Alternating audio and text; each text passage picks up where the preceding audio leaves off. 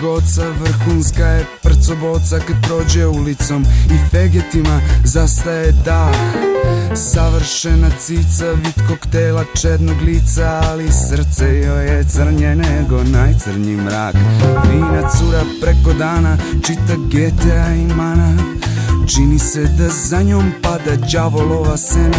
Prošle zime za novaka zavela je 6 momaka i dugo svaki od njih hvalio se kako mu je verna.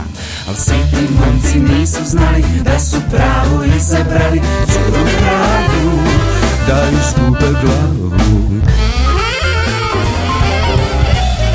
Momak po imenu Vlada bio bi zaljubljeni sada, al kad je zateko sa bratom uveo je kao cvet. Uzo je Ćaletovu spravu, prosuo je sebi glavu i odleteo na neki lepši svet. Ostalo ih 5.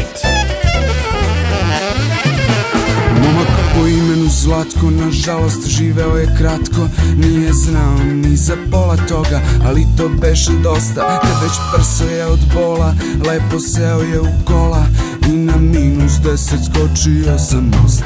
4 ih osta. Momak po imenu Zoga voleo je kao Boga, zbog nje se raspičko sa porodicom, to već znaju svi, al nije izdržao tog leta, nagutao se tableta i to Zogi behu zadnji sni. Ostalo ih 3. Momak po imenu Zoran, registrovani narkoman, radio je džep pa je zaglavio u Nišu. Slala mu slike s drugim tipom pa je Zoki sasvim flipno, zatego ušu tu 4 grama, sad još 2 dišu. Momak po imenu Petar, po struci bio je tapetar, zbog njenih ljubavnika život mu je postao bedan.